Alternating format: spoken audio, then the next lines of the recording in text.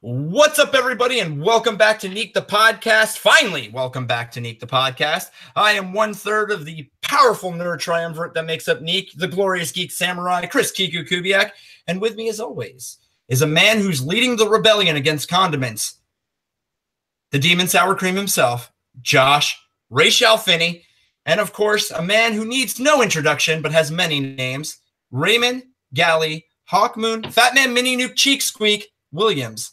But as his friends and family have come to know him, Arthur Gilligan IV.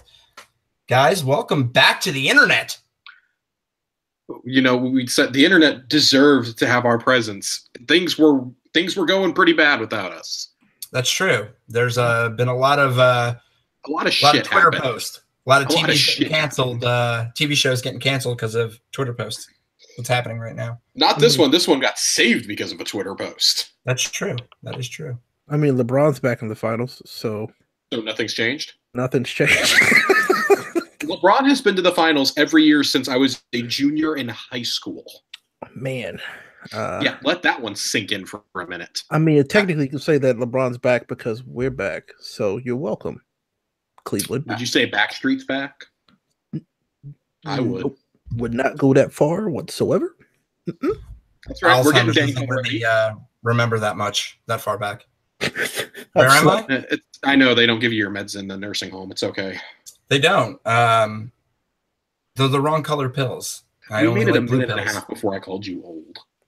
That's true. I called myself old first. That's true. And then you agreed quickly. That is true friendship right there, when you can insult each other and keep going with a show that you are producing. But, you know, you guys say things haven't changed, but that's actually not true. Since the last time we were on air, lots of things have changed. Ray bought a house. Yeah, I did. He's a homeowner now. Josh has his own apartment now with his lovely girlfriend, Chelsea. Ray, of course, has the house with his wife. She still hasn't killed him yet for his video game addiction. Never going to happen. And I had a child. I had a son.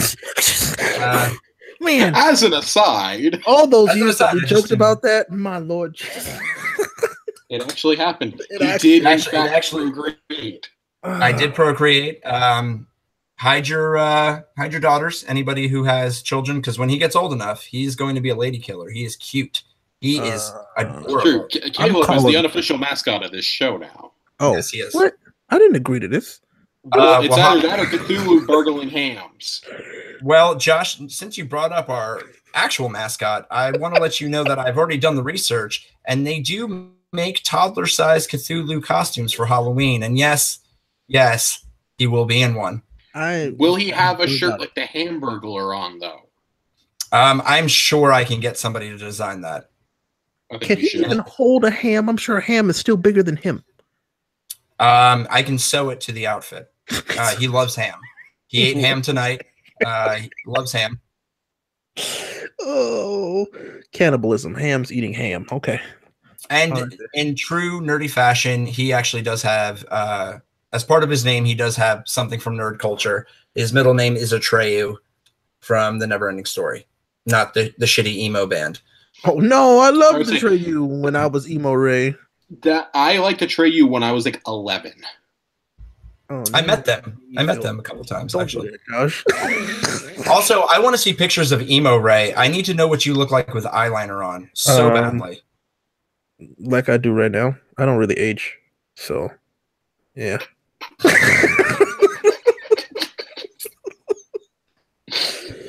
Oh man, there is actually a picture out there of me in my band days with eyeliner on, and it is one of the most horrendous things I've ever seen in my life, and it is definitely one of those things that I regret from my youth. There's a picture that you will never find that I also, same. The next time I come to visit, I'm asking Rachel. Don't. Oh, I'll do it. I will be sending Josh with gifts to bribe her for that picture. Nah, theater. I was a theater kid, so yeah, there was a lot of eyeliner. So, fair enough. Yeah. Fair enough. Fair enough. But in the nerd world, lots of things have changed. Lots of things have come back. Lots of things have gone away since the last time we were on the air. Another episode of Star Wars came out, episode 8. One of the things we'll be talking about tonight, another Star Wars movie, Solo, came out. Finally, finally we got to see Black Panther, and it was everything that we had talked so long for. We'll probably get into that a little bit as well. Second Deadpool came out, which we are definitely going to be talking about tonight. A new video game, not new anymore, but since the show was on the air, the Nintendo Switch, which is dominating the video game market at the moment. I came home. I came home. Josh went back to Nintendo. Y'all remember all that shit they used to talk about Nintendo? I do. I will maintain. People can go back and listen. If they make a hybrid console, I will buy it day one. And by God, Ray and I were up at 2 a.m. ordering those consoles. This is accurate. That is an accurate statement. Mm-hmm. I remember texting Josh the next day and him going, "I haven't slept yet. I've been playing my Switch." Mm. But yeah, I'm glad you guys decided to not hate Nintendo after they got their shit together. So that's good. Well, I don't own a Switch. However, my current job, which I love to death, is working for a premium electronics retailer, and that's all that I'll say. But I do actually work with the Switch quite often. I have had many opportunities to play it, and the hype is real on that thing. It really is. Obviously, you guys definitely like a lot more Nintendo games than I do. However, a lot of the stuff that I've gotten to play that did pique my interest has been just proves where the core of gaming has been and is and will always be, that you don't really need fancy electronic or fancy visuals to really complete a game, as long as the gameplay is more than solid and you're having fun with it. That's really all that matters. But damn, if Breath of the Wild is not beautiful. It's a good looking game. I think for me, who has played his fair share of cell shaded Japanese role playing games, it's on par with a lot of other things. But the gameplay is a lot of fun. And the way that I always explain it to people, and they're like, "Well, what is this one like?" I'm like, "It's Skyrim, except you're Link." To a point. To a point. Yeah, but I mean, if you're gonna, really make a connection and analogy, that would be the best, I think. So, what are some other things that have happened since we were last on the air? Rihanna tweeted and canceled Snapchat. PUBG came and went. Yeah, PUBG was a thing, and then Fortnite killed it. And now Fortnite's getting sued by PUBG? By PUBG, yep. Lol, good luck with that. That's interesting. Video games never change. Let's see. We have seen the rise, and I mean, let's be honest, the rise and fall of DC, the DC EU. Oh man, remember how hopeful we were about the DC? Yes, we were so hopeful. But me and Josh did bag on Batman versus Superman in one of the Neek reviews. Hashtag dead parents. Fair, very yes. I think we were fair on that review. I really do. Yeah. But we kept going. We kept giving it chances and whatnot. I enjoyed Justice League for what it was. I enjoyed bits and pieces, yeah. But I really think the nail in the coffin has come. Two nails, really. Black Panther went above and beyond, I think, really anybody's expectations. And then Infinity War, while having its problems, was still such a treat to watch. Oh, and of course, has spawned many of my favorite memes. Yeah. I'm partial to the Tony the Tiger one. Y'all all go in hell for those Infinity War memes. Says the man sending a lot of them to me. I only send good ones. Thank you very much. And I mean, in all seriousness, though, we've also gotten what I think is one of the top 3 sequels of all time in film in Blade Runner 2049 since then. Absolutely. Just phenomenal film if you haven't seen it yet. We saw Damien Chazelle lose out on an Oscar. Surprisingly. You want to know what else didn't change since last time we recorded? Still haven't seen Mad Max. I would like to note, though. Why do you test our friendship? Why do you always test our friendship? The last time I went to go visit Ray, oh god, we went to Best Buy, okay, and we're walking around, and he's like, "Man, I kind of want to pick up a movie. Like, we don't watch movies when you come up. Let's actually watch one." And so me, him, Chelsea, and Rachel are walking around the movie section, and he goes, "Josh, I could finally get Mad Max. I think this is the time it finally happens." And then we got distracted because we saw toys and we walked away. Yep, and it never happened.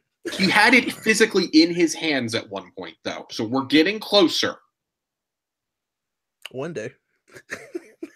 And it's not like that I don't like this movie, because I have no reason to not like it. I just haven't watched it. Haven't gone out of my way. Hasn't been on FX for me to watch, so I don't know. Did you watch Blade Runner 2049? Right? Nope. Okay. No, you know, I'm okay with that. But if you'd have been like, yeah, I saw Blade Runner 2049 the first weekend, but I hadn't seen it, I would have been like, you don't have.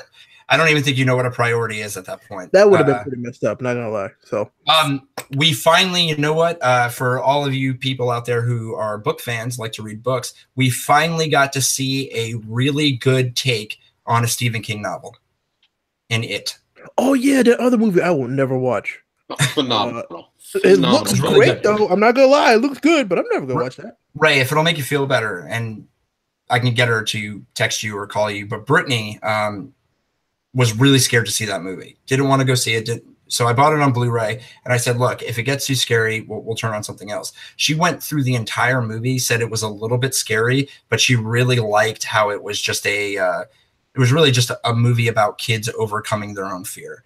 And they don't overuse Pennywise, which is really great. He's there to scare you a couple of times, but really it's about the kids.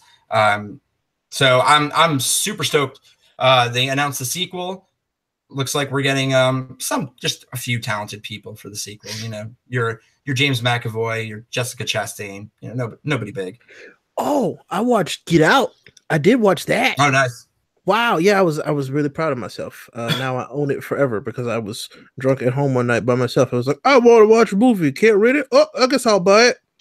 It's true. So yeah, that was fun. Yeah. Well, I think that movie is more about realistic fear, right? Like, you know, things that I'm scared to get, kidnapped. Yeah, yep. Jordan Peele is unquestionably one of the next big filmmakers, if not the next big one. Which is funny because I think everybody, when he was coming out with that movie, really underestimated him because of Key and Peele. You know, they figured he was just a comedian and he was just there to write jokes. But I think anybody who's watched Key and Peele extensively, especially the later seasons, understands the level of satire that goes into those skits. They're very clever. So yep. I mean, yeah, I'm very excited for his next movie coming out. Lupita Nyong'o and Winston Duke of Black Panther are starring in it. So both of them are from Black Panther. So yeah, that's true. And M'Baku. Yeah. Breakout star. Yeah, I like it. What a year that guy's had. Mm-hmm. So, I mean, now that we've kind of talked about what's happened and what didn't happen, what's happening? What's happening? All right, I'm glad you asked that. Before we had a little technical difficulties with getting the show started. Things have changed about how we recorded, and of course, yes, we are getting older. But in that time, Nintendo came out and said, hey, guess what? This year, you're getting a new Pokemon that is going to basically connect with your Pokemon Go app on your phone. And I know what Josh and Ray are super excited for, which, in all honesty, when I started watching the trailer, I was like, I played Pokemon Go. I was one of those fat kids who was like, you know what? I'm going to get exercise for a month. I was a fat kid once. It got me with the Pokeball that can come with it, and you can like digitally keep your Pokemon in there and shake it, and like Pikachu will make noises in it or whatever. Yeah. So obviously there's not a lot of information on it. And of course, Josh and Ray have been following it much longer than I have. I just became aware of it tonight with the trailer, but not only is it going to have some Pokemon Go, what do you call it? Symmetry with the game and also connecting to your cell phone, which is awesome.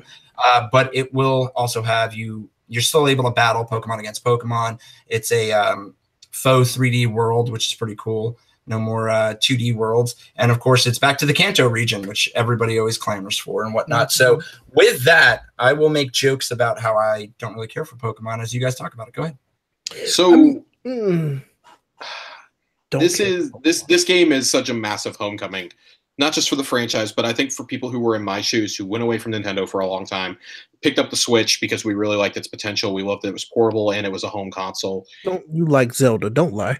And no, I absolutely Zelda's my all-time favorite franchise. But I'm saying those of us who hadn't owned a Nintendo system in quite some time. The last home system I had was a Wii, and I sold that probably 10 years ago. And You're the not last even handheld old enough to have sold something 10 years ago. Well, at least I'm young enough to remember.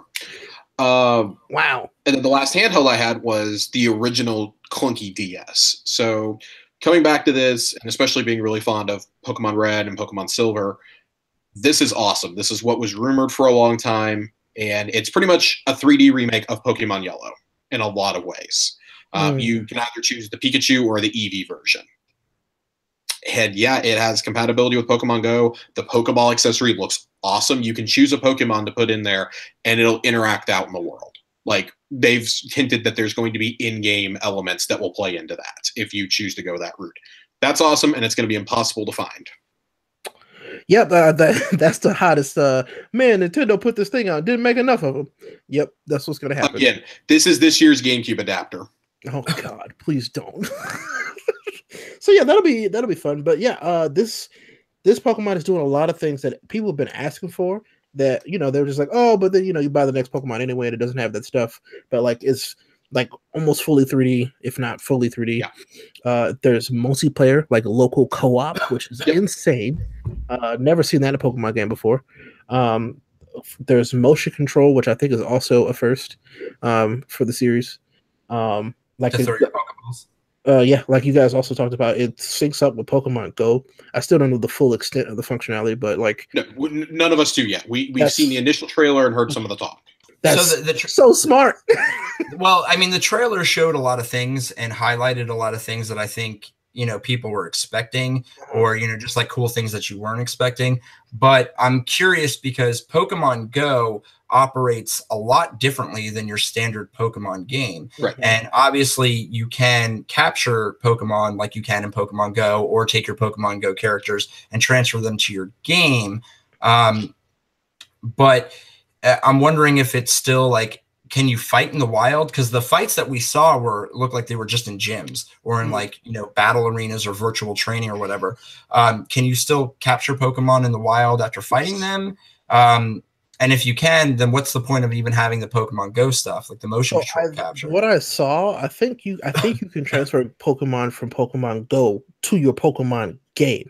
Right. That's the implication I was getting. And exactly. I think that's brilliant. Like, because then you're like, oh, I can still technically be playing my Pokemon game. And they've made it really clear. It is the initial 150. That's crazy. Because one of the big scenes at the end of the trailer was the trainer facing off against Mewtwo. Yes. Yep. And I would imagine, of course, Mew is going to come in as some kind of promotional thing.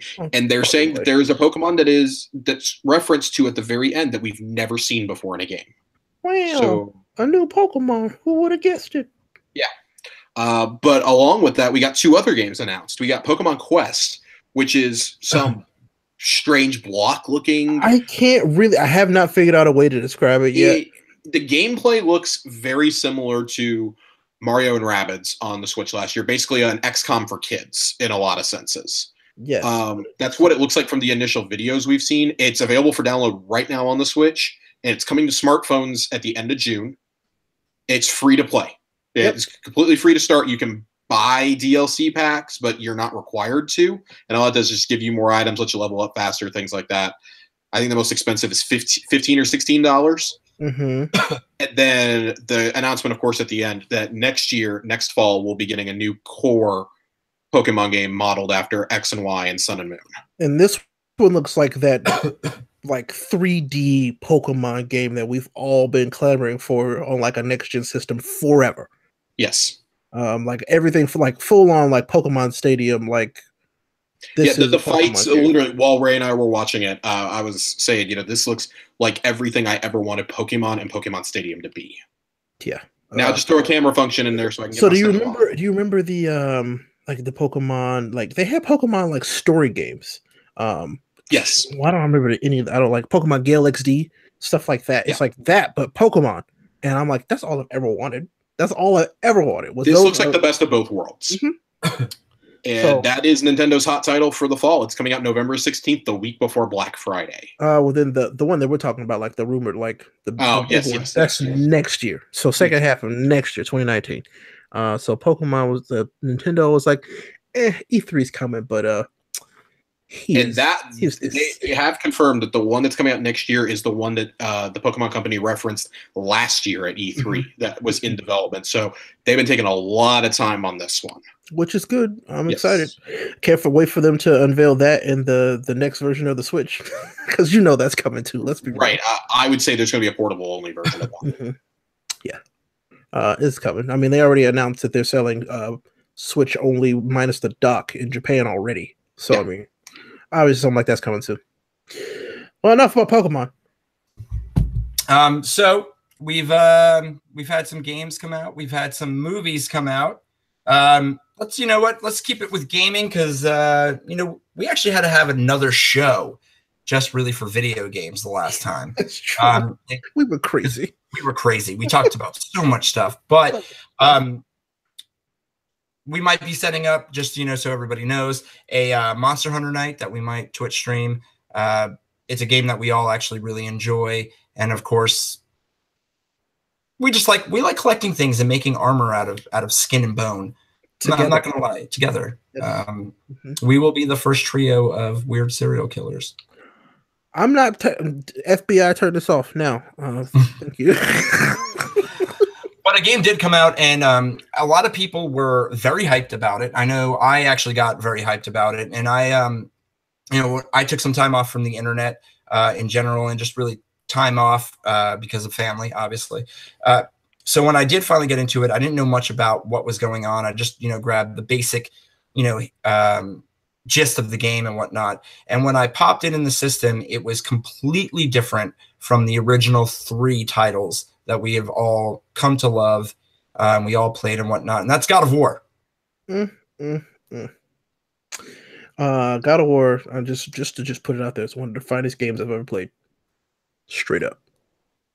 God of War is one of, I think, 3 games I've ever told somebody to buy a console just to play that game. I like that. That makes sense to me. The only other games that I've ever done that with were, excuse me, that's the 4th one, but it's also the 3rd PS4 game I've said that about. I previously said about The Last of Us and Uncharted 4 on this very show, and Breath of the Wild for the Nintendo Switch. Absolutely. So God of War, you guys have beaten it, correct? Yes, I finished it. I haven't had much time to actually get through the entire game, but I feel that where I'm at, I've experienced most of what God of War has to offer and whatnot, and definitely about what makes it. Actually, I really feel that this title separates itself from the past 3, even though it is a continuation of Kratos' story and whatnot. This was one of the things that really caught me off guard, and it was a very pleasant surprise. Even if they wouldn't have changed it, I still would have been happy, but I really liked that they changed it. To me, in the original series, when Kratos got really mad and like ripped somebody apart, or like the quick time events when he'd rip somebody's head off, and all the other brutal violence that he would commit, it always seemed kind of tongue-in-cheek to me, right? Like kind of humorous, but also like you're like, oh, that's so cool he did that.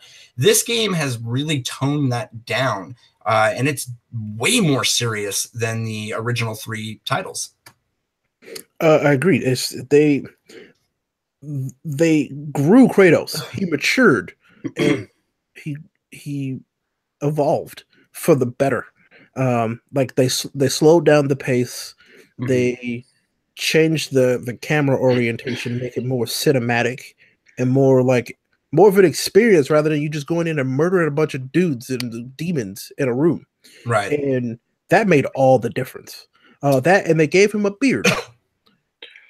Yeah, well, I mean, he always had that little devil point going on. For the first time, I cared about Kratos as a character, and not just as who I was playing as. Like, I was actually invested in his story for the first time since the original God of War.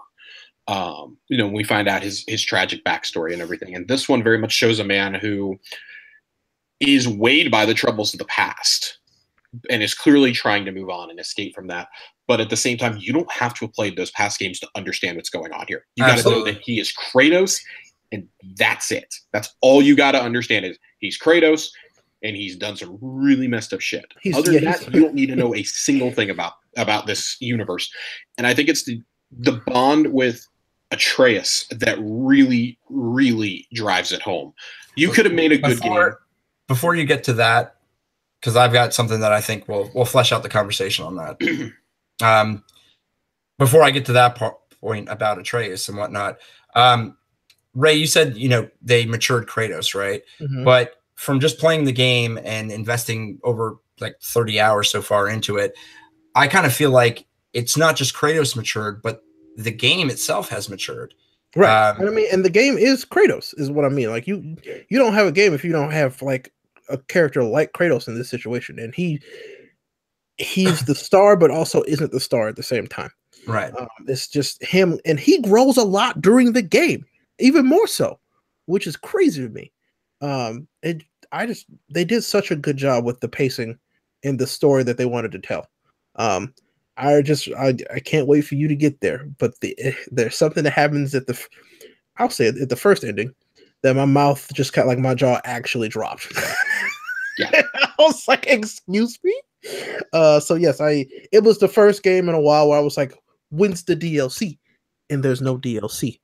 And so I'm kind of disappointed, but I'm like, I'm so glad that they plan to do it that way. So I'll say this is maybe the first time I've finished a single player game where I've gone, God, I wish there was DLC, but I'm really, really glad there isn't. Mm-hmm.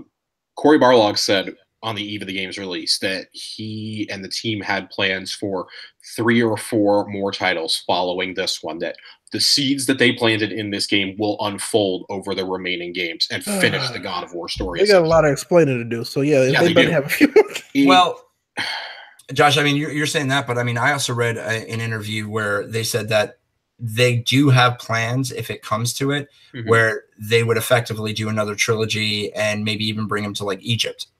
Well, so when they were originally planning, not to cut you off, when they were planning what is called God of War, but it's really God of War 4, they said that early on they were debating if they wanted to do Norse mythology or if they wanted to go to Egyptian mythology. They said ultimately they decided on Norse. They felt it would be a smoother transition, really. Yep. And I have no doubt that eventually we'll make our way to Egypt if the series continues to maintain the same level of quality and critical and fan reception, really, that it has always had. We had that stumble with Ascension. We had the stumble, the handheld games weren't that great. Excuse me? I did not enjoy the handheld games. That means you didn't enjoy them.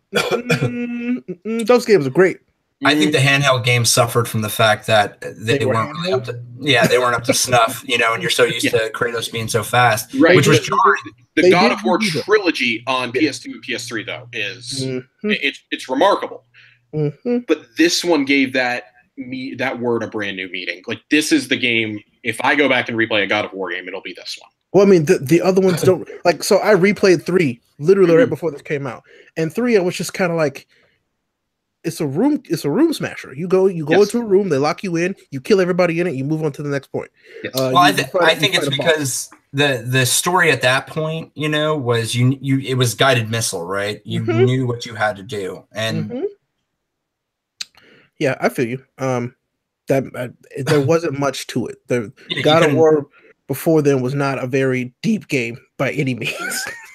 Well, and that's something Josh mentioned about, he hasn't really cared about Kratos as a character since the first one. And I mean, vividly remember watching the cutscene in the first game when you find out what actually happened to Kratos' family. Mm-hmm. And like, it actually got me mad enough to continue playing that game. I actually bought that game when it went on sale for $19.99 because I'd never heard of it. This was, of course, back in the day before, the internet had really taken hold of everybody. And I remember starting it, getting to that point, and then continuing on. I played for 18 hours straight and beat it. The second game took me a little bit longer, and then the third game was kind of easier than the first two. It definitely was. Yeah. And you could get to Zeus really quick. But in retrospect, especially with this game, with God of War 4, or God of War, whatever you want to call it, it actually gives kind of a specialness to the third game and then to the trilogy before. And I think if you've played those, you don't need to have, like as Josh and Ray have both said, you don't need to have played those 3 games to get into the new God of War at all. You don't. But if you have, there are some special things in there that makes the story, I think, more endearing and a little bit deeper. And that's where we come in with the Atreus thing that I know Josh really wants to talk about.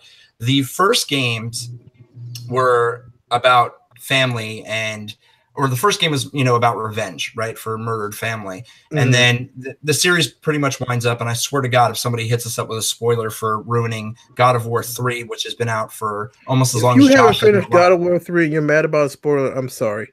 Yeah. But you find out that Kratos is a demigod. He is one of Zeus's children.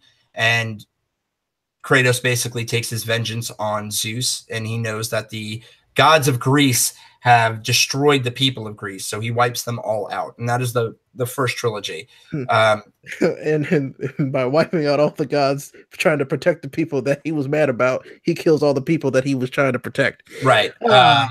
Irony. Well, the thing is, though, is that there's definitely 2 ways you can take the ending of that game. Is that he destroyed all of Greece and whatnot, or from the god's view, he destroyed all of Greece. And I like to think for me personally, I like to think it's the second one. But when you get to God of War, this new one, God of War 4, Kratos is a father, and he hasn't been a father since before even the first game and whatnot. And there's a lot of little things in there throughout the game, like, when you go do favors or you help any souls and whatnot. And there's a lot of stuff about sons killing fathers. And a lot. And it's not like overbearing where you're like, oh, you're trying to drive home a point. But I mean, they are trying to drive home a point, but it's not, whacking it with a mallet. I really like how it opens up and basically talks about how, there's this never ending vicious, violent cycle in their world, and especially in Kratos's world. And it's something he's trying to break with his son. You get little hints of that and whatnot. Right. Yeah. He's trying to break the cycle of essentially bad gods. It's like we can always be better, and we will be better. That's his thing. We will be better than the gods before us. Yeah. And the guys that are currently, with us, essentially. And I really, really like that take from Kratos because, of any god, he would know that, we should definitely be better because there are consequences for what you do as a god. And he knows that there are good gods and we can be those, which I was like, wow, that's deep for you, dude. Well, he's had a lot of time. I mean, to think about it. Josh?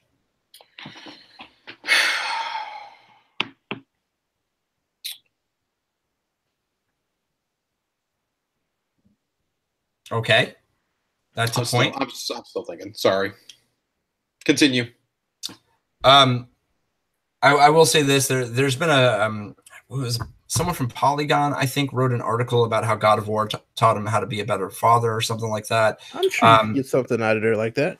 I mean, as a father myself, there are parts in the game that, my son isn't that old. He's, a little over a year old. But, when you imagine him growing up and trying to make him a good man, right? And, you start to relate to this version of Kratos so much more. And he knows that, at least where I'm at, and I kind of figured out some things, I think. But, obviously Atreus is half God, born of a god and whatnot, and he knows that his son is going to have some sort of power, and he needs to, you can tell that he's trying to teach him how to respect the power. But he knows if he tells him his history of this brutally violent guy who literally ran off of rage and sex and liquor, because that's all that the first 3 ones ever really showed him doing. Yeah, but he wants to show his son a different way, and you can tell that, which is probably one of the reasons that at the beginning of the game, they don't seem like they have a connection, because he was letting the mother raise him, which goes to that, the old trope of, the sins of the father are visited on the son and whatnot. Yeah, the relationship between those two is so interesting because when you first start the game, you're going to be like, oh my God, like he is so hard and callous towards this kid. And you realize so much of that. The farther you get into the game, you realize that it's not that it's because he wants to be, it's because he doesn't really know another way. It's been so long since he was a father. Yeah, he doesn't know how. Right. They make it very clear that his wife Faye was the one who was really raising Atreus. And that Kratos himself wasn't really right. He was doing the hunting. He was doing, the building for them. He was gathering the supplies, things like that. But she always wanted them to be close. And really, it's her last wish that sets them off on this epic quest. She wants her ashes scattered from the tallest peak in the world. And it becomes so much more than that the farther you get into it. And it's just such a touching story, really, about how far is a father willing to go for his son. You can see, the different, without giving any spoilers, because I know, Chris, you especially haven't finished this. Right. Not only how far is he willing to go, how far are they willing to go for each other? How far are they willing to go for the memory of Faye? Yeah, how far are they willing to go for Faye, essentially? Like, this is for Faye. And it starts out as that, and it becomes so much more. Mm-hmm. And it's you see it in every interaction they have with characters. You hear it in the side conversation that Atreus is trying to make with Kratos. When you're in the boat, when you're just walking around the world, there will be random pieces of dialogue that he will say. And after an encounter, and it's incredible to see the world building that way, and that the game is in one continuous camera angle. There's no cutaways. There's cut scenes, but there's not. They're seamless. I mean, they're seamless cut scenes. They go right into the action. And it's so expertly crafted, but really as beautiful as the game is. It's one of the best looking games I've ever seen. As great and as fluid as the mechanics are, you have to give the majority of the praise to the writing staff. Absolutely. Sony Santa Monica was a studio that was not on the verge of closing, but being drastically scaled back. And Sony basically gave him one more shot with this game. And oh my God, did they deliver. They may be the finest studio that Sony has outside of Naughty Dog. And so the story and the man who made the throwing mechanic for that axe, I love you.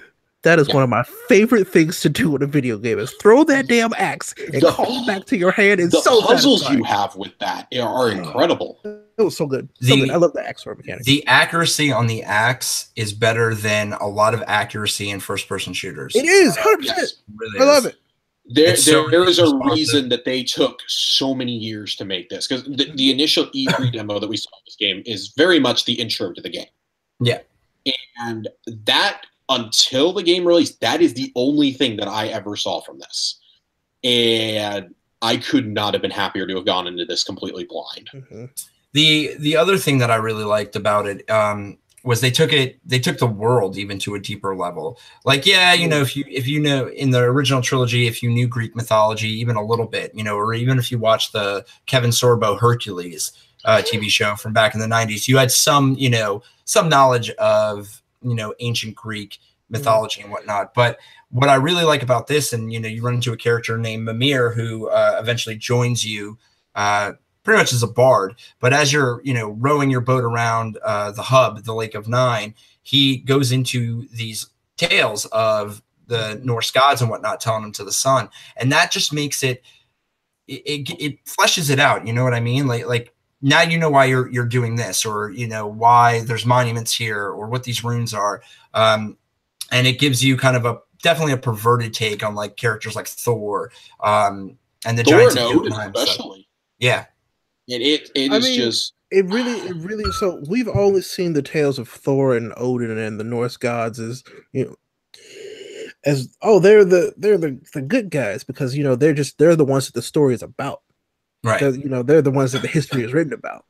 And this one definitely, takes that and it writes it from the people that live underneath all of them. Right. And it makes it such a good story. Yeah. Oh man, I can't wait to finish this. We Chris. could sit here and do an entire episode on we could talk so much more about that. So if you're playing God of War, let us know, hit us up. You guys know where to find us on Facebook. Of course, if you're haven't picked it up yet, then all three of us urge you to pick it up. Mhm. There is one thing 100%. though before we spin out of this that I do want to mention. I want to know what your guys' opinion about this is, because obviously the game isn't as coarse, I guess, obscene as the original trilogy, right? It's not as gory, not as violent. The I would language say is this different. game is not as mature as far as like the age rating goes. Yeah, Right. You know, like they didn't like, you know, hamstring in, you know, video game boobs, there's like not nudity gratuitous or boob. anything.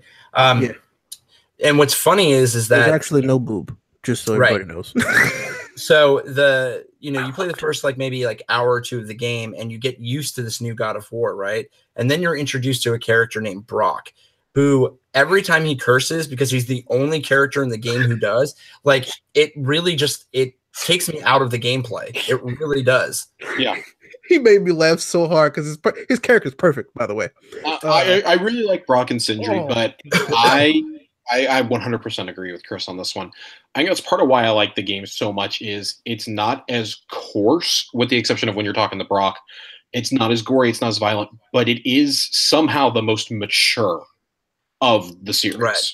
I mean, it deals with it yes. explicitly deals with the most mature themes, Mhm. and I think it honestly should serve as a benchmark to game creators that hey, you don't have to say, you know, the F word every other word in this game. this because You this don't game have to respects your show- intelligence and your time. Right. You don't have, and honestly, for a game that's going to take 30, 40 hours of my time as a single player title, and it's going to cost me $60, I want something that's not going to insult my intelligence. Mhm. If I want a run of the mill game, no offense to anybody who enjoys them, I'll go pick up Call of Duty. I enjoy Call of Duty still. I'm I'll still go pick gonna up Call of buy Duty. Call of Duty when it comes out this year, so whatever. Yeah. Right, but that's what I'm saying. But when I pick up a game from a Sony first party studio, I have an expectation. And yeah, not every game is going to be The Last of Us or Uncharted or anything like that, but this is one of those titles. Like you should go in expecting more, and you're given more than you possibly could have imagined. So this gets me excited for some of the first party studios that we haven't heard from in a while, or even ones that aren't exactly under the Sony umbrella, but are diligently working on exclusives for them, right? Because this has me excited for Ghost of Tsushima. Oh my god, that's definitely one of them. Very excited for that. Spider-Man, of course. Days Gone. But last year we had Guerrilla Games, who I think I didn't even realize they still existed. What was the name of their series from last year? Killzone. Not just Killzone. They did the game on Mars where you could like Red Faction. Yeah. Red Faction. Wow, that was clever, guys. Love Red Faction. But pretty much they had Killzone, and Killzone, everybody always put underneath Halo. They kept trying to say it's a Halo killer, and it never really got to that point. It never made it there. And then they go quiet for a while. We kind of hear about Horizon, and then Horizon comes out. And I mean, no offense to anybody who enjoyed Legend of Zelda last year, but Horizon Zero Dawn was my game of the year last year. It was my personal game of the year last year. It was a close race. Yep. And then this year, Sony Santa Monica, like everybody's like, oh, it's just one of the Sony studios, puts out God of War. And you're just like, wow. So I'm definitely Ghost of Tsushima. I'm definitely looking forward to. And even though it's not an exclusive, I can't wait to hear more about Death Stranding. But let's wrap up that talk and let's get into some movies. Star Wars. Josh's favorite of all time. Ray, I think, has seen like 2 of them. I went and saw Star Wars once. You saw Star Wars once? I saw Star Wars once. Fair enough. Was it the one where Luke's aunt and uncle died? No, it was Masters of Terrakasi. Yes. Question mark. Okay. Because they were his legal guardians, i.e. his parents, so dead parents. And anyway, so Solo came out. I unfortunately have not gotten a chance to see it yet, but Ray and Josh definitely have. However, I've been reading all of the reactions, which are quite varying, really. It's been split since The Force Awakens. So, well, actually, since the prequels, it's been split like 100% down the middle since the prequels. I think The Force Awakens was a little more like 75-25. I could see that. Yeah. 75 people liked it, 25 people didn't. The Last Jedi, on the other I think hand, that's the opposite almost, which is weird. yeah, I wouldn't say 75 didn't like it, but 50, maybe 60 didn't like it. Yeah. I'm definitely in the boat of people who didn't really care for it. Solo, though, so far, everybody has something at least positive to say about it, right? Yeah, there's some genuinely decent stuff in the movie. Like, it's good. I'll say that it's good. It has problems, but it's good. Well, it did have a tumultuous production. You know, obviously, Chris Miller, Tim Lord were supposed to direct it. They started directing it, and it wasn't coming together. So Kathleen Kennedy herself had to come down, get them out, and bring in Ron Howard. People were worried about, you know, the quality of the film before it came out, but you know, that the actors and the stars of the film all said that, you know, Ron Howard was bringing it together. In reality, with all of that stuff that happened, it actually having as much positive stuff being said about it is kind of startling, you know, shocking, really. So, I mean, let's not mince words here. It's not the best thing you're ever going to see. No. It's very likely. It very likely is the weakest of the 4 Disney Star Wars films.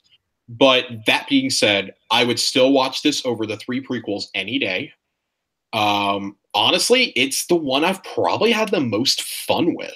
It felt like a Western. It felt like the classic trilogy in a lot of ways. And I think that's because Ron Howard comes from kind of that same directorial class that George Lucas does, except Ron Howard is what George Lucas would have been had he been able to make more than just A New Hope. I don't know. I like this one. So much of this movie is 2 movies. You can very clearly see the 75% that is Ron Howard. And then you can see the 25% that is so clearly Lord Miller. And it is night and day. Some characters have no purpose to be in this movie whatsoever. And Paul Bettany is just doing Paul Bettany things. And his character was so weird. I was like, I'm here for it. Wait a minute. It's like he knew he only had, because originally Dryden Voss in the movie was supposed to be played by Michael K. Williams, Omar from The Wire. I was incredibly excited when I heard about that casting. I was like, oh my God, yes, any opportunity to put this guy in the movie. We found out later on he was going to be like some half alien, half human hybrid. I was here for it. When they did the reshoots, though, because Lord Miller had shot about 80% of the movie when they got fired. Wow. It is the farthest into production that I've ever heard of a movie replacing the director. Normally that'll happen in pre-production or like a week or 2 into filming. This was like the movie is almost done. They were improvising all sorts of stuff, though. Donald Glover's Lando feels like he's from that movie. Dryden Voss feels like he's from that movie. Everyone else is in a Ron Howard film, though.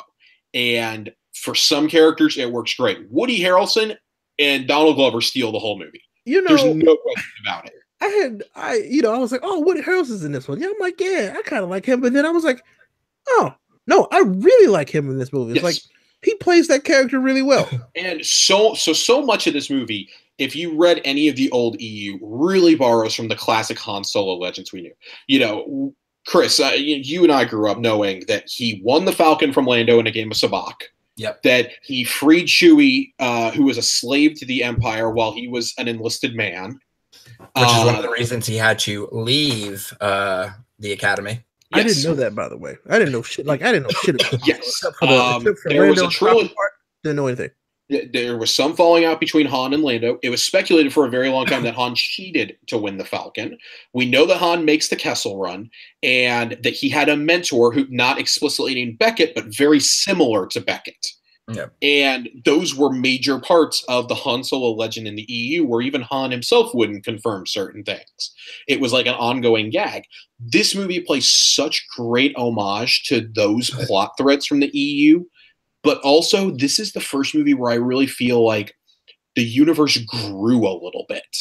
Like The Force Awakens, it's a sequel. It's the characters we know and love and introduces some new ones, but it's, for a lot of all intents and purposes, it's beat for beat A New Hope. The Last Jedi tried some new things, didn't really go off. Rogue One is the best prequel we've gotten, and honestly, to me, feels like it needs to be a part of the Star Wars saga. It more aptly bridges Revenge of the Sith and A New Hope rather than just jumping from those films to one another. This is the first one that does not feel like it's essential, and that's fine. This is what the anthology films should be. Side stories that are there for you to indulge in if you want to, that are nothing more than a good time. That being said, there needs to be some quality control on these, because Star Wars isn't just a franchise that, oh, this movie underperformed. We'll course correct after 2 or 3 more movies. This isn't phase 1 of the MCU. This isn't the DCEU. This is arguably the most valuable intellectual property since Charles Dickens wrote stuff. And it's not an exaggeration. I think the risk of Lord and Miller was there, initially. We got excited because they had announced it. They did announce that when we were still on the air. Yes. But I think another issue is that, like you said, Josh, it's not necessary, but it's still a fun movie. Mm-hmm. I think there's characters that were in the original trilogy that you could effectively flesh out stories and motivations for even the original trilogy by going back and doing anthology films about them. Mm-hmm. If I can say one thing on that note, though. Sure. If anything, if this movie proved anything to me, it's that Disney has got to let go of the safety net of the original trilogy. We like the familiarity, but this movie is the absolute definition of playing it way too safe. Well, and that's the point I'm trying to get to, which is, I guess now having time, obviously a lot of time to think about, I used to be down on all the anthology films, and I always say, oh, they're not an interesting character, and they're not an interesting character. Part of that is because, the EU was my heyday of Star Wars. So I have all this history and backstory, even though they're like, oh, it's not canon. You can't forget all that stuff just because somebody's like, oh, forget it. It doesn't count anymore. But the characters they picked, yes, they're fan favorites, except Rogue One, which was a risk. And to me, that risk paid off. But, they just recently announced also Boba Fett, which I get a lot of people like Boba Fett. And I mean, personally, for me, he's the Jamarcus Russell of the Star Wars universe. Everybody thought he was going to be amazing, and then he fell in the Sarlacc pit. But for instance, one of the things when they announced the anthology films that I always wanted to see is a story about Yoda, because you can effectively do a story about Yoda, right? That gives him motivation for all the things he does later on, hundreds of years later, but doesn't have to use the safety net of the original trilogy. I would like to see a trilogy of Yoda movies that starts him off as a Padawan, and he's not very good, has a really strong connection with the Force, and by the end of the trilogy has learned how to, battle with the lightsaber like we've seen him, and also shows him becoming wiser. Also, not only that, we've never seen another creature or another one of his species, right? So take it back. Maybe he's picked up from a planet that was being destroyed. He was Force sensitive. He's the last of his kind. Set it during some sort of like Sith Jedi war to, give it some really good stakes and whatnot. Put a mentor character in there. And I mean, have fun with it. Shake it up. Also give us, if you're giving us scoundrels now, yes, we've had Jedi in the prequel trilogy. Sure, great. But we've never really actually seen Jedi versus Sith. Right? Never really seen that. And I think on a large scale, I should say. I think the Jedi versus Sith thing is something they're very clearly setting up for either Johnson's trilogy to tackle, which I truly believe Johnson's trilogy will tackle the origins of the Jedi and the Sith. I think he had enough threads that he started planting in The Last Jedi, and I think that's why they said, okay, here's a trilogy, go nuts. And I think he will do far better, as much as I really, really like The Last Jedi. I think he'll do far better with his own original stuff that has no ties to the Skywalker saga whatsoever. And also, Benioff and Weiss's trilogy, I think, is probably the more intriguing to me, because those guys are primed to take Knights of the Old Republic. There's actually, it's not a throwaway thing. There's an artifact, though, among Dryden Voss's deal in his office that we see. that I didn't catch in the movie. It's not even a blink and miss it thing. It's one of those you gotta go read, the guide and everything else to it. Right. But there was an excerpt released from the guide today that specifically references someone that Chris and I know very well, XR Kun. He is now canon, and that makes me firmly believe they tie these little threads to things they're going to do in other movies in these spin-offs. We had Hans Dice were thrown in as a little thing in The Last Jedi. The hyperspace tracking was thrown in Rogue One.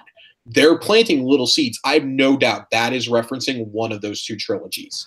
My biggest concern about the Johnson trilogy, and this actually was the guy that I worked on a movie with, the director. You know him, Josh, Stephen Wise, Yeah. The guy that directed Survey that I was in. We got into a long conversation about The Last Jedi, and he made some really interesting points that makes me appreciate the movie a little bit more. I still don't really care for it. It's definitely not one of those Star Wars movies that I'm going to go back and rewatch. I'll rewatch it, but not crazy. But he pointed out what really made sense to me was that the movie was very thematic. And to me, it was thematic about, people fail, things fail. Nothing is ever, you don't always win the day, which is true. That movie's a lot really about failure, and getting over it. But I also feel that he sacrificed a lot of really good story just to prove his themes and whatnot. The Benioff and Weiss one intrigues me because the only thing that we've seen them do is Game of Thrones, which is way more mature than anything Star Wars has ever done. And then, of course, they have that new TV show coming out, or they did. I don't know if it's still canned. It's canned. Yes. Yeah, but they're the one that they were going to come out with about there was like a second Civil War and the South had won, and it was from the eyes of a slave. Yeah, that was probably for the best that never happens ever. Yeah. So that's fine. As far as I know, that one never happened. It's not going to happen. It didn't even make it to the pilot phase. Benioff and Weiss, before they joined Game of Thrones, were novelists, and very, very good novelists at that. I read one of the books. I can't remember if it's by D.B. Weiss or David Benioff. One of them wrote a novel that I didn't actually know about until I started really getting into Game of Thrones, started exploring what else they had written.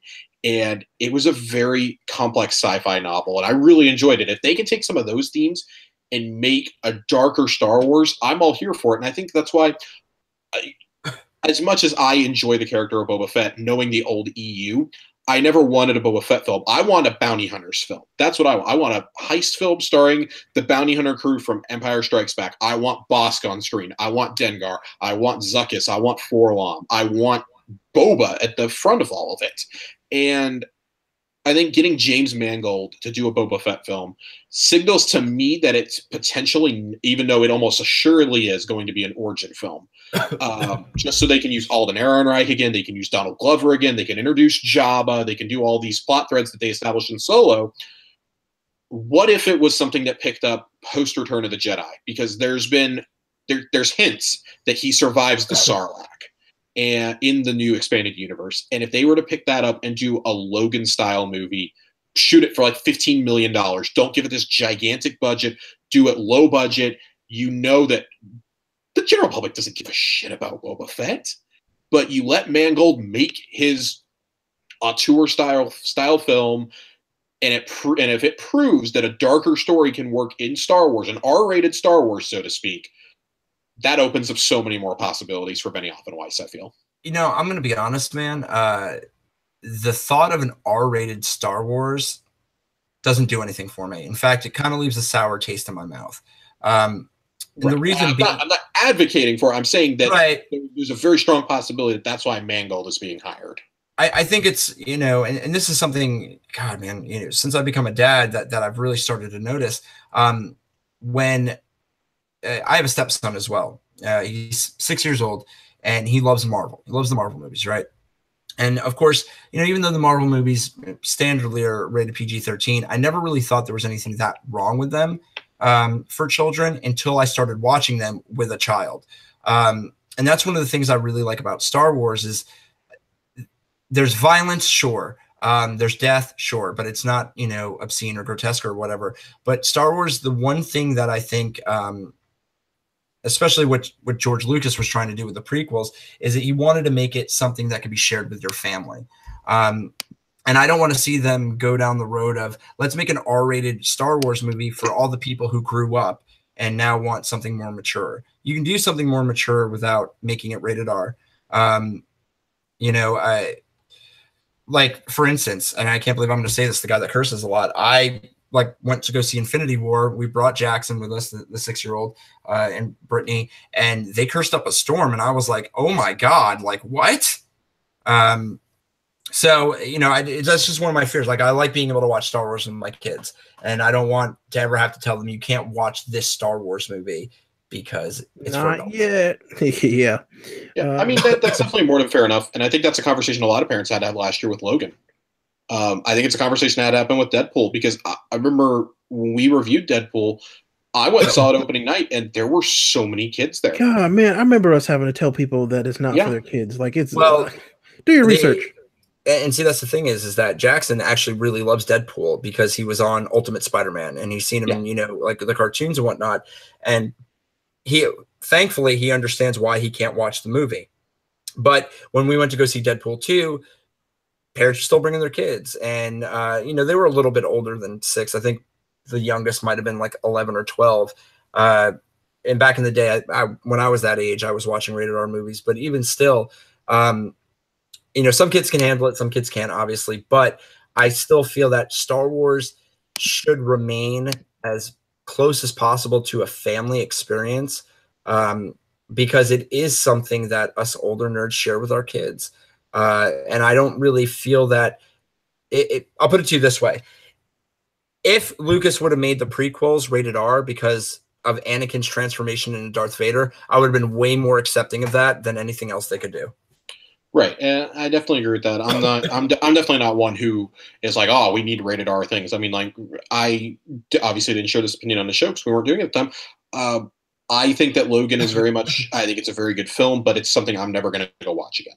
I could really give less of a crap if I ever watch Logan again. What? Oh, Logan or Solo? Logan. And I think that's largely because, like you said, it's a darker film. It's not something that not even that it's not lighthearted. Like, I appreciate that it's more serious than other films, but I didn't feel it needed to be rated R. I want you to think about this. I don't want you to answer it. This is something I kind of want you to shoot back at me, maybe in a couple of days, because I really want you to take your time to think about it. Is it because it's darker, or because it's ending a trilogy where the first 2 movies aren't up to snuff to the ending? Why I don't care to watch it again? Yes. No. I know your opinion is because it's darker, but I've gone back and watched Logan at least 2 or 3 times since it came out, and I've enjoyed it immensely every single time. But when I've tried to go, I mean, obviously I can't do Origins ever. But going back and watching the Wolverine, definitely Logan is above and beyond, and it's, everybody's like, oh, it's a fitting end. It's not a fitting end. It's too good of an end for a series that was subpar except for that one film. So I want you to think about that. That's something I want you to think about. But so going back to Solo before we, move on to the next topic and whatnot, the one thing that everyone has said is that Lando Calrissian, Donald Glover, steals the show. This is the year of the childish Gambino now. I'm going to make an unpopular opinion. Yeah. He doesn't need his own movie. Let's be real. Like, he's amazing in Solo, but he does not need his own movie. No. Lando's definitely a character that I think his story gets more interesting when he's around other people. Exactly. Like, he couldn't. I don't think a Lando story could even, I don't think it could carry its own weight. It couldn't. I'm kind of I'm a little torn on that, because I'll go ahead and I'll agree that he does not need one. But I'll say right now, given how much I enjoyed his performance and how much I really do like the character of Lando, not just in Solo and in Empire Strikes Back, but, I grew up reading the Lando Calrissian adventures. I remember him making appearance in all the post-Return of the Jedi novels, him showing up to save them repeatedly. We've always heard about the fabled Battle of Tanab. It's something that I would be here for if they decided to. I would full-heartedly support it, but I agree, I don't think we need it. And more importantly, I don't think it's going to happen. Donald Glover realistically is far too busy. And they're already expanding his story with a comic series that's actually starting tomorrow. Good. And I'm gonna buy it because I am too. I'm here down for that. They're doing him and they're doing Beckett. I'm here for all of it. Yeah, he don't need. I would watch a Lando movie, but we do not. There are so many other more interesting characters that could get a movie. I'd rather see a couple novels, honestly. I'll put it to you like this: if they did a Lando movie and it was in between the time of Solo, obviously it'd have to be in between the time of Solo and Empire Strikes Back.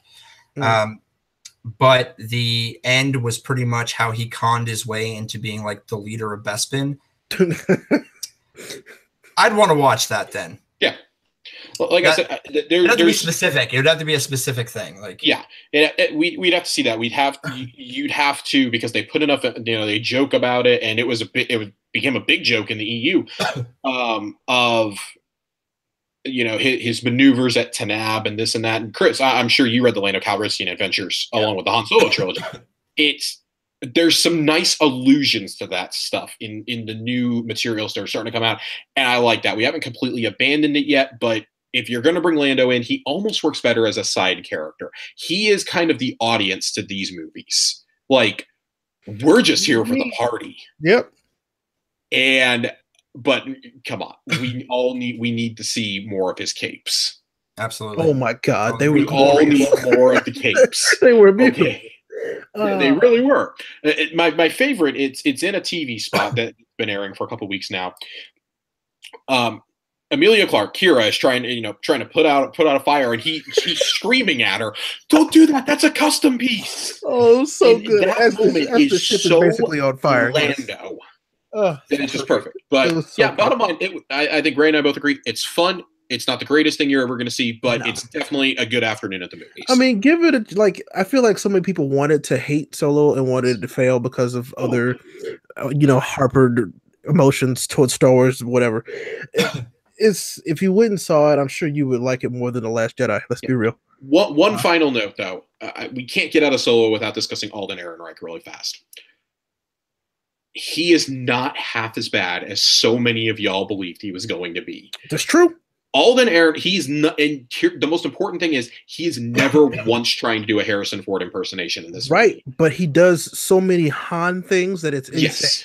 He has the mannerisms down perfectly. The words and the script are authentic Han Solo. His delivery gets a little muddled, and it's in those moments you can see when it was the Lord and Miller movie, he's kind of being more stoic and like Shakespearean almost, more suave. Yeah, and not even more suave. I would say more uptight almost. You can tell when he's having a lot of fun and he's getting loose with it, and that's the Ron Howard coming out. I think you can see that. But with this, you can see the fabled acting coach that we heard about. There's a sequence. That's what I was going to bring up. Within the first 15 minutes, there is one particular scene where he is overacting so badly.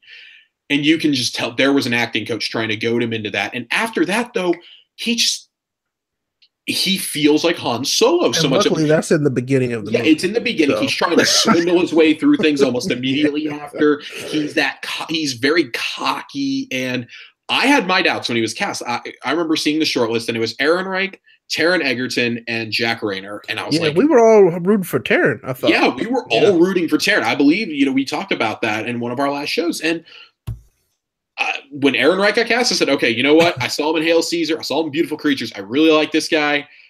I have been a steadfast believer, while the internet hated him, that he would at least turn in a decent performance. And I'll say it right now, I wouldn't mind seeing him again. Same. I really wouldn't. I think Ehrenreich was set up with an impossible task to literally portray one of the, I would say, 5 most iconic heroes of all time. And that's a point that I wanted to make. But I think, expanding from that is that it's not just iconic character. It's the fact that Harrison Ford embodied Han Solo. Like when you can't separate the two. Harrison Ford took Han Solo from being a sidekick to being arguably the star of the original trilogy. Right. Well, I mean, I would put him up there with Luke, right? And Leia and whatnot. Instead of an ensemble character, he became very much one of the stars, and that's true for sure. It's like somebody trying to replace Downey as Iron Man at this point. Right. Absolutely. Or having to play a younger Tony. Exactly. For a whole movie. So I mean, I wouldn't call it an impossible task, but I would definitely call it a very tough, tall. It's unenviable. I'll put it that way. And it's not like, Donald Glover getting to play Lando where, he only has to be suave here because there wasn't very much fleshing out of Orlando in the original trilogy. But Londo. I'll put it this way: with Donald Glover, when you hear him speak and the camera is not specifically on him, I swear to God, it sounds like Billy D. Williams. And there are certain parts where he sounds just like him, and certain parts where I'm like, oh, that's a weird accent. But it's really good. I like him. It's just really good, really fun. Go see it if for nothing else than Paul Bettany's ridiculous character. It's so weird, and random. It is the hammiest Star Wars character that has ever happened. I've ever seen. And then there's a really weird droid. That droid is weird. L3. I'm here for more L3. I love it. Bring it on. Be straight up. It's like, you seem kind of out of place, but all right, cool. I'm good with it. Yeah, Jon Favreau's Alien. There's a really cool cameo in it that I got really excited about. Did not expect, by the way. This came completely out of left field. Try your hardest to go in unspoiled, even though people have been spoiling it for about a month. It is one little tiny thing. It's so tiny, but I was surprised. So very, very cool for expanded universe fans. Yep. So that being said, are we ready to move on to our final topic? I mean, I am if you are. I really have to use the restroom, so I want to take a break. Oh, okay. Old men tell tales. They do. Be right back. Okay, bye. All right, Deadpool, and then done. Yeah, I mean, I don't have much to say about Deadpool, so. I mean, I've got a couple minutes, but Solo definitely took a deviation where I didn't plan for it to. Hey, I was actually surprised that we had that much to say about Solo, period. I mean, I had plenty to say. It's just I didn't want to rant and ramble, but I think getting into a larger discussion of what it means for the expanded universe was a big deal. That's good. So, yeah. And then, I mean, Deadpool shouldn't be more than 10 minutes. Yeah. I mean, I know Night of Cursora has a ton to say about it. But yeah, I'm going to be honest about Deadpool. I don't really like him. I mean, I came out of Deadpool 2. Both Chelsea and I said, it's a little bit better than the first one. It definitely has a better story. Josh Brolin and Domino really saved it for me. But good. I mean, he is Cable. He is 100% Cable. Well, that's good. I like Cable. So but that's coming out of it, I was like, I admire what these movies are trying to do. I respect that people really like them. They are not for me, though. They are not made for me. It's the same feeling I had coming out. As much as I praised Logan, and I was like, this is arguably the best grounded superhero movie we've gotten since The Dark Knight. It's not for me. And that's why I've tried to watch it 3 separate times since we got it on Blu-ray. I've never made it past the first 15 minutes. Of Deadpool? Logan. Oh, Logan's very depressing. I don't want to ever see it again. It's depressing. It's overly violent, a lot like Deadpool.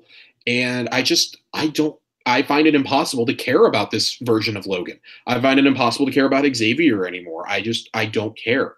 I'm so tired of these characters. I'm tired of the Fox universe at this point.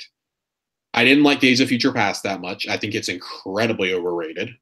First Class was a way better X-Men movie. I mean, I like Days of Future Past.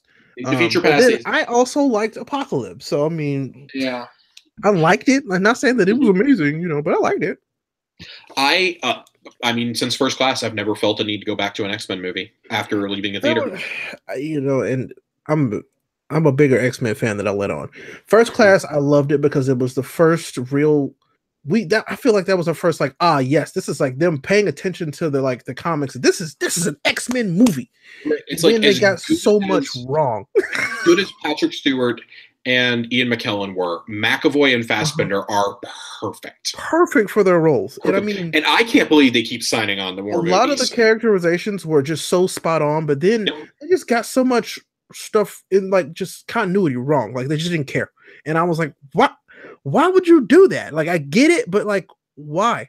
they keep insisting on having Mystique at the forefront of everything. And that's what I don't care about. Nobody really cares about Mystique. They wanted somebody who was basically naked and blue on screen to get people in. And I was like, I get it, but I don't really care about her. She's not important to the story. She's kind of a potential love. She kind of makes a love triangle between the three of them. That's not really a thing that we care about. I'm you done. Could have made Emma Frost more of a character. Emma Frost and Sebastian Shaw were just wasted. I was like, Bolvar Trask is a freaking joke. Powerful and intelligent Emma Frost is. She's not just a tool. He used her Trask as a tool. Is a joke. Oh my god. And it's just, I don't know. I'm I'm one of those though. Like I feel like so many people were like, "Oh, Days of Future Past is awesome because it's the new and the old." It's like, yeah, it is, but I didn't really care about the old that much. Like X2 was awesome. I really liked Bobby and Pyro. The last decent one. Yeah, it's like Then X2 was the only good one from my childhood. Everything. To this day, there's only 2 of them I will rewatch, and it's X2. Mhm. And it's because X2 was actually my first superhero movie in theaters. Wow. Oh, no, I take that back. Spider-Man was my first one. Okay, yeah, that makes more sense. Spider-Man, and then I saw X2 came out the following year. It came out in 2003. But I don't know. It's the Fox movies have never resonated with me. I don't even care about them coming back to Disney at this point because Disney doesn't need them in the MCU. Honestly, keep the show Legion going and I'll be happy because Legion is awesome. Just give us more like cartoons like X-Men Evolution, please. That's all I want. X-Men Evolution, that's my X-Men. That was such a fun show.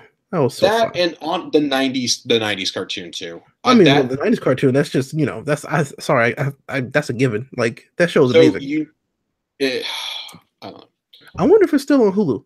Oh, the old man is back. It's not. Damn. That's unfortunate. Okay, we ready? All right, we ready to do Deadpool? Yep. Most likely what I'm going to do with the video is pull it, rip it, and then pull it down. Mm-hmm. And then I'll re-edit the video and whatnot and put it back up on YouTube. That makes sense.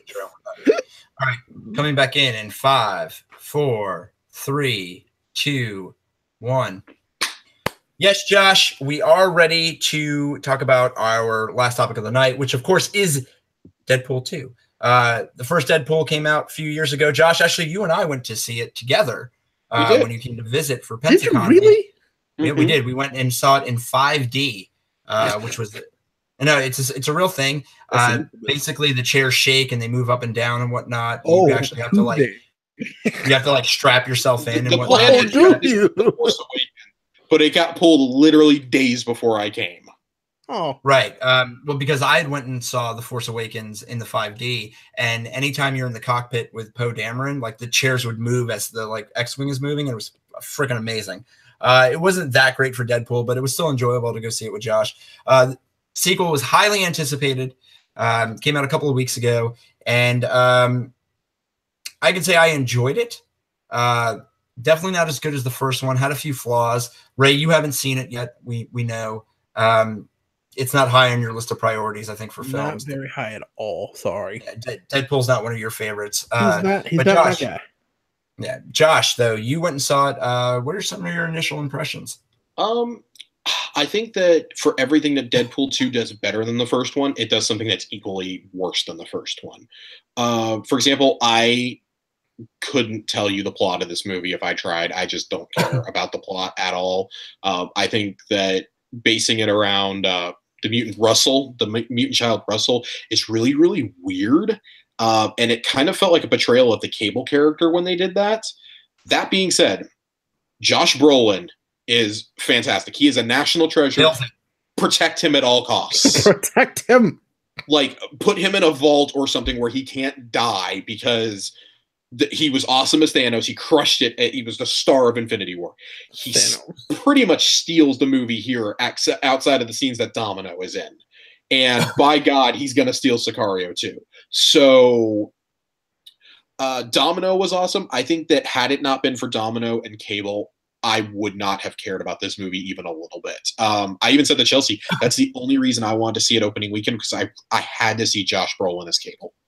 I'm getting a little tired of Ryan Reynolds just putting a mask on and saying whatever he feels like. And if it's not edgy enough, they just go change it in post-production. They admitted to doing that they were reworking jokes weeks before the movie came out. I think that's really lazy, personally. I think that's a bad approach by the writers. If you didn't have a good movie the first time around, stop trying to fix it weeks before it comes out.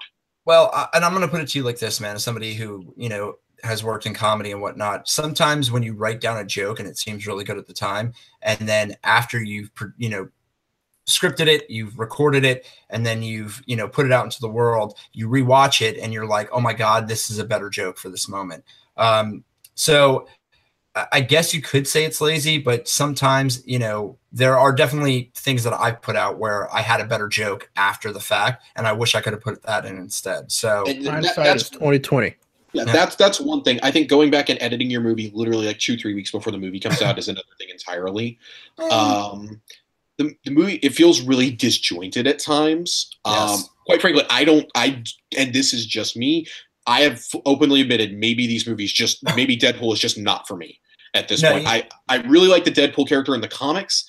I just have never caught on with the movies. I think they're fun to watch once, but I do not for the life of me understand all of the love and praise that this movie is getting. So as you guys know, one of my favorite characters in the Marvel Universe is Deadpool. He was one of the characters that made me come over to Marvel full-time from DC back in the day. And at one point I had pretty much all of his comics, including his first appearance in New Mutants. What was it, 97 or 98? Not the year, it was the issue, but the year was way earlier. Oh, no, that's what anyway, I'm saying. Yeah. And I love the first movie, and I think it's a very accurate telling of Deadpool. And the real reason that I really loved the first movie was it didn't have a large budget. You could tell it was such a passion project. And they really gave Deadpool motivation other than a lot of the motivation he gets in the comic books, right? Yes. The relationship with Vanessa, which was amazing. It made the character so much more real. All the scenes with him and Marina Baccarin in the first movie, I absolutely loved. Even the stuff that was like sexually crazy and whatnot, because it showed that their relationship was not common, wasn't normal, but it was something that it was basically, when you see or hear people say, you just have to find somebody that, meets your crazy and combine your crazies together. That's pretty much what their relationship was. So it felt very real. What you were saying about disjointed, Josh, I feel that they had a story, a framework of a story. And instead of working to get the story as tight as possible, they were looking to make the next big joke. Yeah. This movie is very much one that relies on going from big laugh to big laugh. And the moments when you are not laughing or a joke does not land, like it was dead silent in my theater at times with some of these jokes. Well, there was too many. And coming from somebody who's always fashioned himself a bit of a comedian, there is a point, there is something to, there's too many jokes. Having rapid fire jokes doesn't always translate into being a much more funny movie or a much more funny experience. Sometimes having a big payoff, really accentuates that point even more. I really feel that what they did at the beginning, the very opening of the movie, makes Deadpool kind of lose that grounded sense. And really, I feel that I think they should have done it. I think they should have done it a little later in the film. I think it would have been better motivation for the Cable Deadpool team up. I really feel that where they put it in the film was more so that they could have something to do for the opening credits. And I feel like this movie, even though it's separate from the X-Men movies, let me be abundantly clear. Some of the gags in this movie are the hardest I have laughed in a movie in forever. There is a split-second cameo, 2 split-second cameos that had me absolutely dying. And the post-credits is the single best post-credit scene, mid-post, whatever you want to call it, since Nick Fury walked into Tony Stark's house. Absolutely. I will agree with that. It is the single best since, and it is just hilarious. It is everything that you've come to expect from these movies. But it just comes back to that whole theme of, for everything that I really enjoyed, there was something I equally detested or just outright couldn't stand. Well, again, it's another one of those films where they sacrifice the story for other parts, right? And even though the cameos were great, a lot of that stuff was set up for those cameos. You know what I mean? You could have saved a lot of the story by focusing more on it without those cameos. I mean, I appreciate the cameos, I do, especially the Vanisher. That's probably one of my most favorite cameos of all time. Absolutely.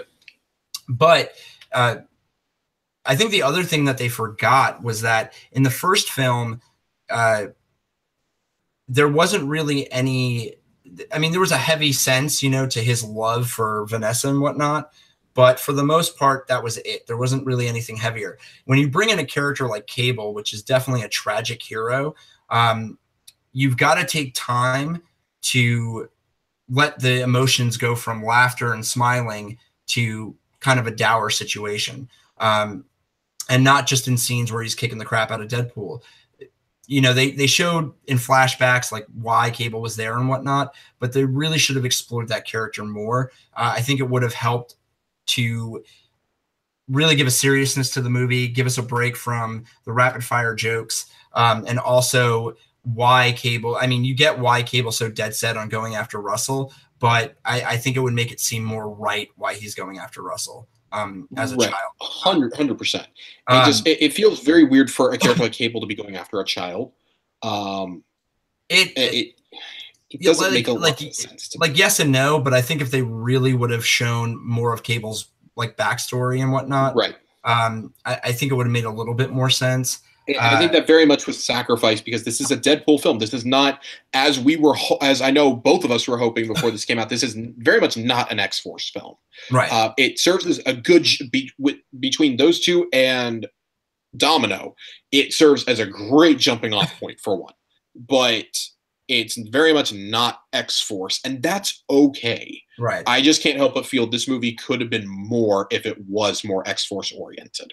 I think it could have been more if they would have really focused on what made the first movie great, which was partly the relationship with him and Vanessa, you know, and then keeping it grounded a little bit, keeping it more grounded. There was way too much fourth wall breaking. Yep. The jokes that were fourth wall breaking were hilarious. When he called him One-Eyed Willie, I died in my chair. There's very noticeably a couple of jokes in the trailers that are very much changed for this movie, and I can't help but feel that those are some of the ones that they went back and redid, which is fine because I mean the pump the hate brakes Thanos is actually changed in the movie to something that made me bust out laughing, and the people around me did not share in my laughter, but I absolutely thought it was much better. It's little things like that. That being said, if they go forth with an X-Force film, because Ryan Reynolds has said he does not know if there will be a Deadpool 3. He has a very strong feeling it's gonna be X-Force. And with the Fox Disney merger goes through, you would almost have to think that X-Force will be what they choose to focus on.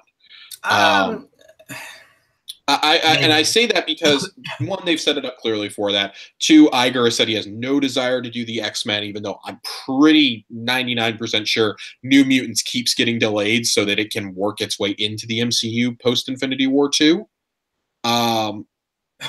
There's so many different angles you can take with that. They want to keep it rated R. That's cool. Like at this point, I feel like we all understand this is not for kids. This is not for families. This is a movie I would go see in theaters. I will never own Deadpool 2. I will not buy Deadpool 2 unless it's like a $5 deal on Black Friday or something. I would probably purchase it. I hope though that if they ever do a Deadpool 3, they learn, you know, from there just being too many jokes. There was like some of the stuff that worked in Deadpool 1, which worked in like handfuls, right? Like the improv. Like the stuff between Ryan Reynolds and TJ Miller was hilarious. But then in this film, they decided, hey, we're going to have that like every other scene. With every character. Well, my biggest complaint, I think, about the riffing was that they let TJ Miller riff too much. Because he won't be in Deadpool 3, so you don't have to worry about it. Well, I mean, you know, even if they do decide to bring him back for whatever reason, it just didn't make it wasn't as funny as the what does your face look like jokes from the first film. The baby like stuff was funny, but everything before that and after that wasn't good. TJ Miller's character is such a bizarre character in this movie. You could have made the entire movie without having him in it easily. Yeah. The problem is, and Laura Schuadonner said this a couple months ago when all the serious allegations, you know, from the FBI and stuff were coming about TJ Miller, why he really left Silicon Valley, things like that. It was apparent that the film was far too into post-production for them to cut his scenes and reshoot them, because he is in a substantial amount of the first half of this movie. Absolutely. And then it's like he's only in one scene after that, and it's kind of abruptly there, and he just disappears after that scene. It's like they went back and just chopped him out of everything else and replaced him with like Dopinder, which is the greatest move you could have made because he's by far a better character. But all that said, not a bad film. Great for an afternoon to movies. Basically the same thing as Solo. It's fun. I will point out to this, us being comic book nerds and whatnot. The character of Weasel is completely rewritten for the films. Weasel was not a bar owner. He didn't run a racket of paid hitmen and whatnot from a bar. He was a tech guy. He was bullied by Deadpool. He was really friends with Deadpool because he understood what Wade was going through and whatnot underneath all the sarcasm and the jokes. I think he works better as a character like that, but they don't really use a tech guy in these movies. And Dopinder has kind of taken over that, like little sidekick who can't do anything that Deadpool can do, isn't violent and whatnot. And he's hilarious. Dopinder's hilarious, but worth the time, worth the money for sure. Definitely not as good as the first one. They spend way too much time trying to outdo the first one instead of making a complementary piece to it, which is unfortunately the the fate of all sequels, as it were. Oh, kind of like the Xbox One. Oh, dirty low blow. But with that, it is the generation of the PlayStation 4. I'm sorry, everybody. Nintendo Switch right behind it. Games are what counts on those systems, man. The Xbox One X, definitely a hell of a machine, but what are you going to play on it? They had exclusives and Microsoft just sent them to die. Sorry, that's funny. I will never stop beating the Sunset Overdrive hype drum, ever. Listen, that's why I bought this damn machine for Sunset Always Overdrive. and forever in And our it was hearts. great. And then they never gave me anything like it ever again because nobody bought it. Can't wait for Rise 2. Can't wait for more 16 or whatever content that won't load. Halo 6. Where is by Terry Crews Crackdown 3? Crackdown 3. Rest in peace. Infinity War, man. I don't feel so good. Well, since we slipped back into video games, sorry. As everyone should know, was it June 6th through 9th this year is E3.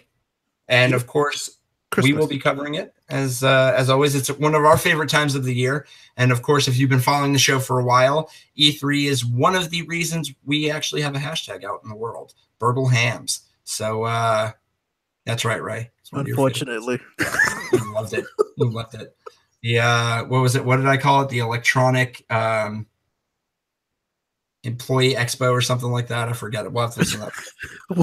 I'm sure somebody knows somewhere. It's somewhere. It was an honest mistake, but it was. It happens. It happens all the time. But of course, guys, we hope you enjoyed us coming back, shaking off some of the rust. Not that many jokes tonight because we want to get a feel for it and whatnot. A couple of dead parent jokes, but of course, we always end our show with one of the things we love the most, which is shout outs. First time back, shout outs. Josh, hit me up. The only shout out I have is because I don't really like doing shout outs. I think especially the last time that we did it, we had a tendency to compliment ourselves an awful lot. Because we're great. One or two people from the group. For me, though, this time it really sincerely is all the people who asked us for the last almost 2 years, like, when are y'all coming back? When are y'all going to do this again? I really miss it. I thought y'all had something really fun going. Really missed the community that we had, etc. Just a few of those people. Michael Ratliff, Aaron Morris, Michael K. Y'all were hitting me up all the time asking, when's it going to come back? When's it going to come back?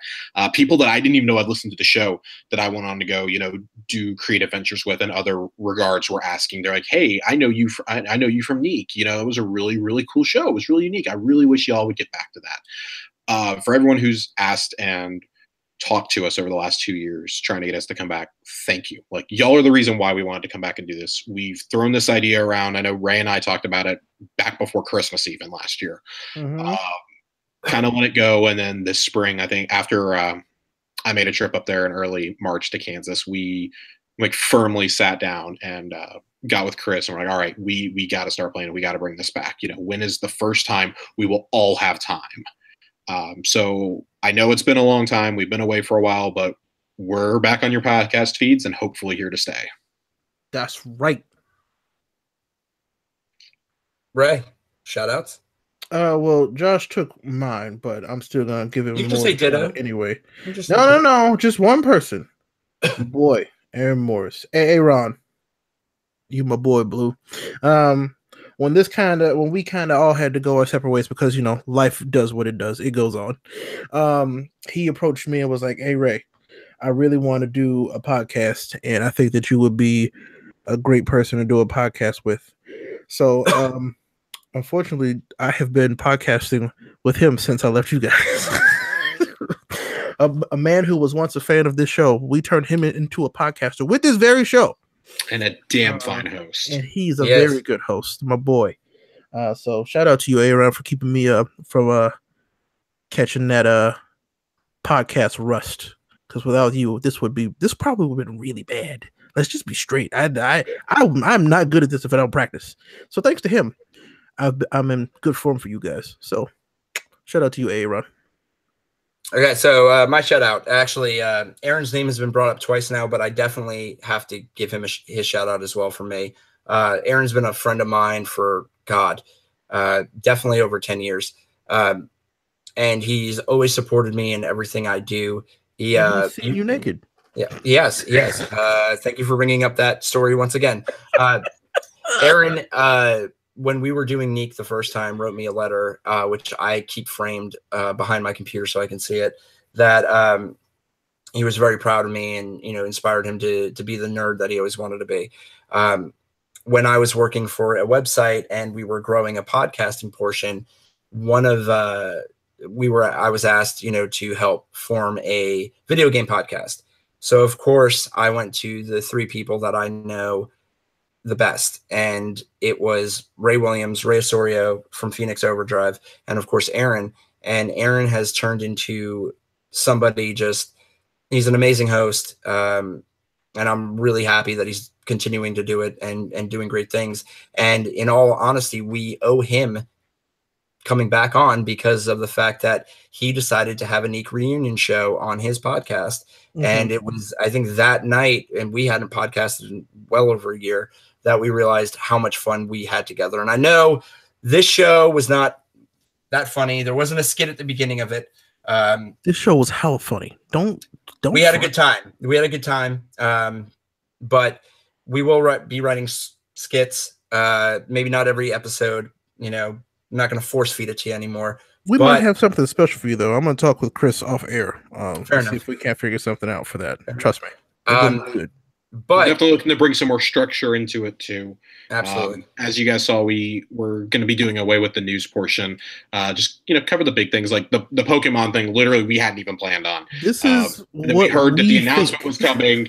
It started happening, and Ray and I are like, "That's it. There's no way this is not going in." Well, it's not a Neek the podcast show unless it's a flaming garbage truck on wheels. We made it in before one of the news barge now. Can we be a flaming barge? I don't want to be a truck no more. I feel like we've upgraded. Yeah.